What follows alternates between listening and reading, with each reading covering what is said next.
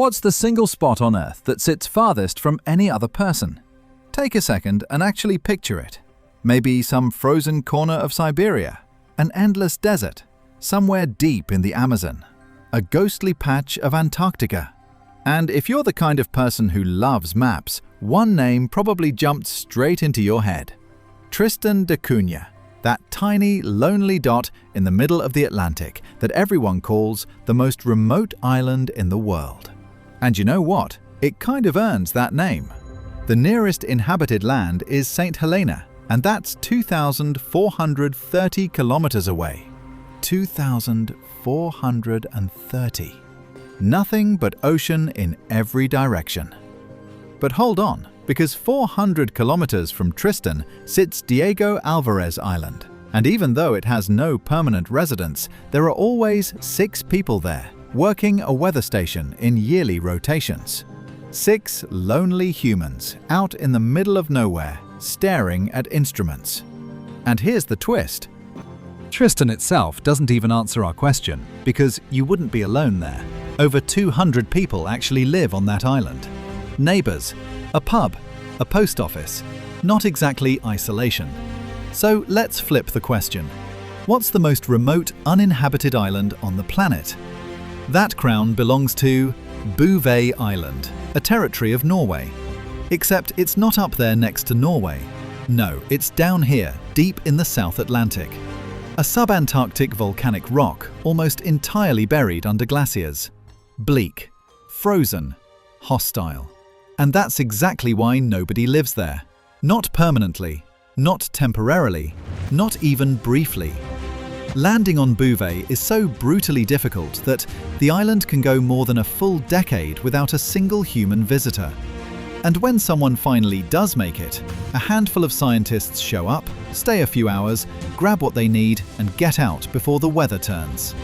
Now check the numbers. Bouvet is 1,639 kilometers from the closest scrap of land, Queen Maud Land in Antarctica. The nearest actual research base, Norwegian 3, is 1,900 kilometers away. To picture that, it's roughly the distance from Spain to Belarus, from Mexico to Venezuela, from Uruguay to Peru. That's not a hike, that's a plane ride. At Norwegian 3, there are usually about 60 people in summer and just 9 in the deep winter. So right now, Bouvet is our champion. 1,900 kilometers from the nearest human being. Remember that number. But we're not done. Let's keep hunting. What about deserts? Deserts feel empty by definition, right? One of the big candidates is the Australian outback. Look at it on a map. A ridiculous, absurd expanse of nothing. More kangaroos than people. Density so low that in some regions there's literally 1 person per hundreds of square kilometers. There are cattle stations sitting 200, 300 kilometers from the next one. It's beautiful. It's brutal. But it's still not enough to beat Bouvet. Then there's the Sahara. Push far enough into Algeria, Niger or Chad, and you can find yourself 300 to 400 kilometers from the nearest inhabited settlement. Even farther than the outback. Still not enough. So let's go to the biggest desert on Earth, Antarctica. At first glance, perfect. Nothing but ice for thousands of kilometers. But it's a trap. Most of the science bases hug the coast, sure, but there are stations scattered inland too. Some sit right on the South Pole itself. To really disappear, we need to go to the only chunk of Antarctica that no country claims. Byrd Land.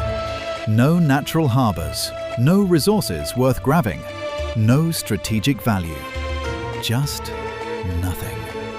And inside Byrd Land, the most remote spot of all is a tiny place called Bouvet Island. It's so obscure that there are barely any photos of it on the entire internet. Google Maps doesn't even properly show it. It's a ghost. Bouvet Island sits over 200 kilometers from Scott Base, the New Zealand outpost. Close, but not close enough to steal the record. Bouvet still holds on, by a hair. And what about the biggest uninhabited island in the world? That's Devon Island, up in the Canadian Arctic. 55,247 square kilometers, roughly the size of Croatia or Costa Rica. Its climate is so brutal, its terrain so dry, and its landscape so alien that NASA uses it as a testing ground to rehearse Mars missions. Yeah, Mars. That's how otherworldly it looks. But even with all that empty space, the most isolated point on Devon Island is only about 250 kilometers from other people. And here's the crazy thing. Even though the Arctic has almost no permanent settlements, they're so spread across northern Canada, Greenland and Svalbard that you can never actually get more than about 600 kilometers from another human. Not even the ghostly islands north of Siberia can beat it. So Bouvet keeps the trophy. The single piece of land on Earth farthest from any settlement. But what about the ocean? That's where things get truly wild. Because the ocean has its own champion, and it even has a name. Point Nemo. The spot in the sea farthest from any land, anywhere. If you're already thinking, the North Pole, no, bad news. From the North Pole, civilization is surprisingly close. Just 817 kilometers away sits Alert, a tiny Canadian outpost where military and scientific crews rotate through. Practically neighbors. So where is Point Nemo? If you spin a globe someday, look at the Pacific. There's a zone in the South Pacific that just doesn't end. An unbroken sheet of water. That's where you'll find it. A few tiny islands are scattered around out there, and Point Nemo is the exact spot as far from all of them as physically possible. From Point Nemo, the closest land is 2,688 kilometers away. That's Bouvet Island in the Pitcairn Archipelago, Motu Nui, a rocky islet right next to Easter Island, and our old friend Maha Island down in Antarctica. 2,688 kilometers. Try to feel that. That's California to Florida, Mexico to Peru, Spain all the way to St. Petersburg. And beneath you, the ocean drops down about 4,000 meters. 4 kilometers of dark water directly under your boat. There are no shipping lanes here, no flight paths, nothing crosses this region. In fact, get ready for this. When people visit Pitcairn Island nearby, the closest humans to them are sometimes not on Earth at all. They're up in the International Space Station, drifting overhead at 400 kilometers of altitude. Astronauts are literally your nearest neighbors, and there's barely any life down there either. Point Nemo sits right in the middle of the South Pacific Gyre, a massive rotating current that acts like a wall, keeping nutrients out. And with no coasts anywhere nearby, no food gets washed in from land either. Even the fish don't want to be there. Only microorganisms and a few tiny invertebrates crawling around the sea floor call it home. A dead zone. Getting there is a nightmare. Only a handful of humans in history have ever done it. The fastest recorded trip was set by a racing yacht. 15 days, 10 hours and 37 minutes at full speed. And then they still had to sail all the way back. But here's where it gets bigger.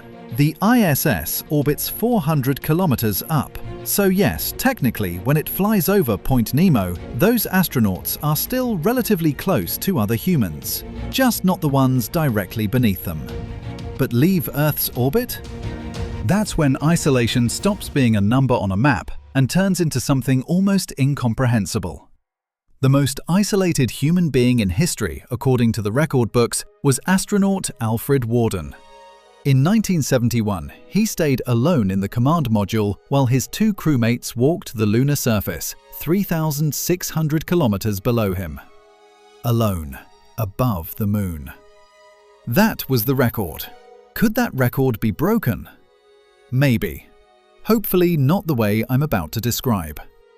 On the Artemis III mission, 2 astronauts will step onto the lunar surface while 2 others stay in the Orion spacecraft. But unlike Apollo, Orion won't sit in a low lunar orbit.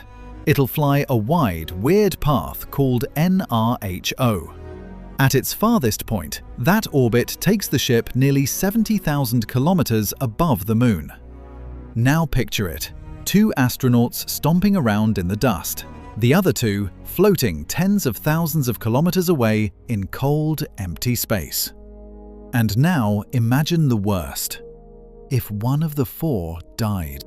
The surviving crewmate on their side would instantly become the most isolated human being in history.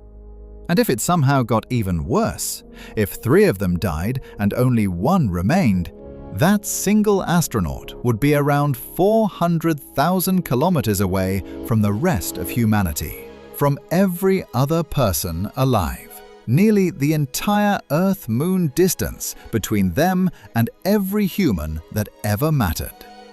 And then there's Mars. Mars is a moving target. The distance between Earth and Mars shifts constantly as both planets swing around the Sun. Best case, we're 54 million kilometers apart. Worst case, over 400 million. Nobody's finalized the crewed Mars plans yet. Some proposals are cautious, 4 to 6 astronauts. Others, wildly ambitious, dozens of people per ship. And in the same launch window, something Elon Musk keeps repeating, the ships won't fly in formation, like some Hollywood movie. Each one launches at a slightly different moment, makes its own course corrections, and follows its own path. Week after week, they drift farther apart. The trip takes 6 to 8 months each way, and by the halfway mark, those ships could be hundreds of thousands of kilometers apart, or millions. In theory, no astronaut is ever alone, but if something went wrong, if by pure tragedy one of them ended up as the last person on their ship, that astronaut would earn the grimmest title in human history. The most isolated person who ever lived. And it's a record that will probably never be beaten. Because in the end, our greatest achievement as a species was never how far we could go. It was never having to do it alone. So where do you think the true edge of loneliness lies? Would you spend a single night at Point Nemo, or on Bouvet, or in that lunar orbit? Drop your thoughts in the comments. If you enjoyed this trip to the emptiest corners of the world, hit that like, share it with someone who loves maps, and stick around. More coming soon.